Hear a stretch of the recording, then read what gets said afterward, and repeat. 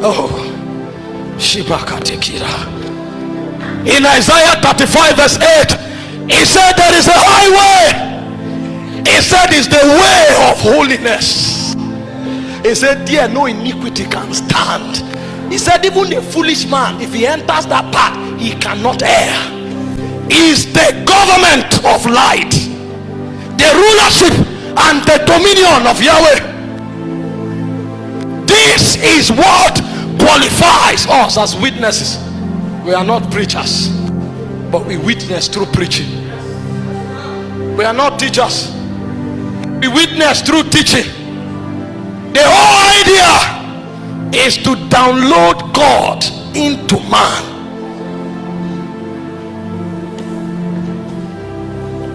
Christianity have been truncated, so we reduce matters of life to rules and regulation. What is consecration? Consecration is not a life that is governed by rules and regulation, do's and don'ts. No. Consecration is living by the dictates of the realm you are walking in. Let me explain it to you. He said, herein is the righteousness of God revealed from faith to faith. Righteousness of God, the right standing with God, the government of God. He said it is revealed as you migrate from one level to another. That's what consecration is. You can see me, I'm not talking, and then you too say you won't talk much. You are joking. The realm where I'm walking from, there men are forbidden to talk. That's why I'm not talking. I'm not talking because a minister should be quiet. I am not talking because it's a taboo. It is forbidden. The creatures in the realm where I have broken into in light, they don't talk until they are commanded. So when I'm not talking, I'm only giving expression to my nativity. I come from a clan of light, and that's the government there. That's what consecration is about. Men traveling into different dimensions, and they live by the government of those dimensions. That's why what you can do if another Christian do it is a sin. And that's why I say whatever is not of faith is sin. But because we don't travel, what we call consecration are the elements of Christianity. He said don't fornicate, don't lie, and he said I'm a consecrated believer. Fornication and lying was not part of the syllabus of the believer. So that is not part of your consecration. You were not designed to do it.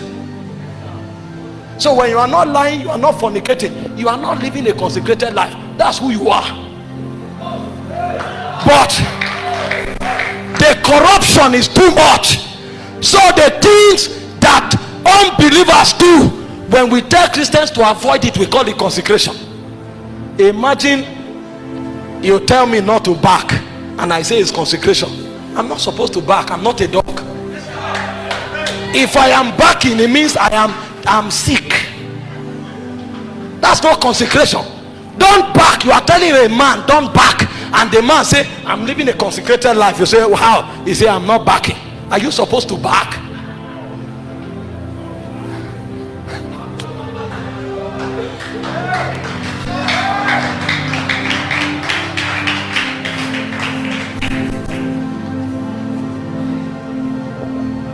Many people have no consecration because they don't travel.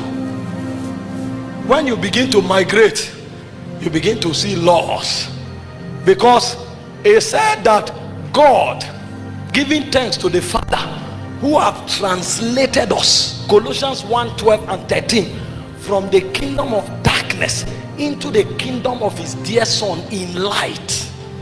So where you are in this kingdom, there is a government that regulates people there. So all of us can be working for the government. If you work in the oil industry, your consecration is safety. Never bring light there.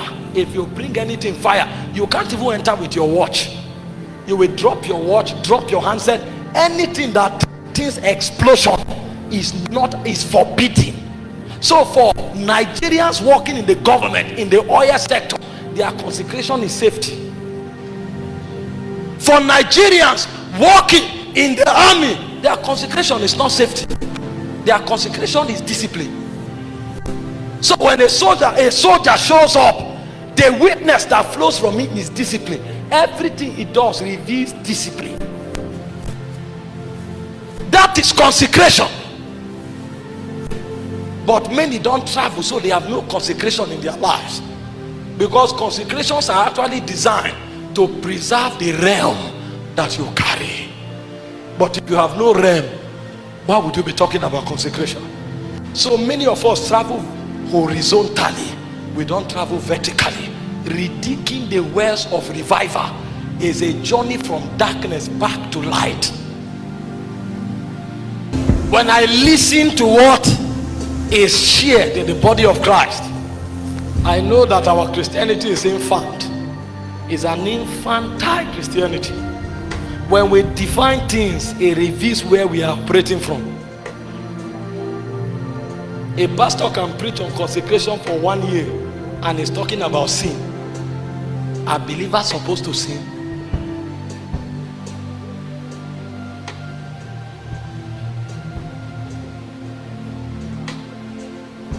Living above sin is called righteousness, and it's your nature.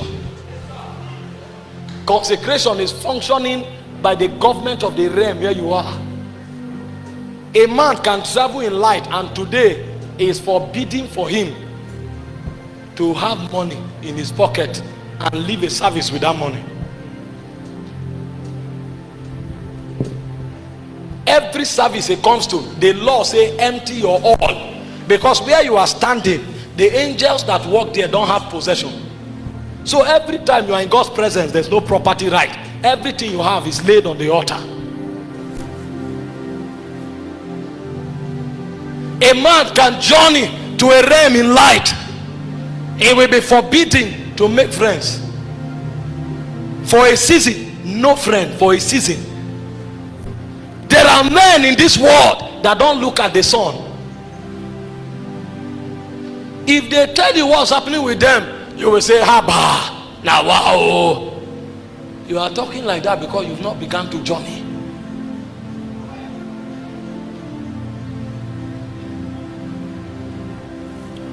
When you journey, a time will come when even to eat will be a sin. And God will tell you for 3 months, eat only fruits. You can't explain it. That's the realm where you are. It's as you are doing it that your brethren in that realm will begin to educate you. And then maybe after 2 months, an angel will tell you the reason God said don't take food and eat only vegetables is because you are downloading a spirit called excellence.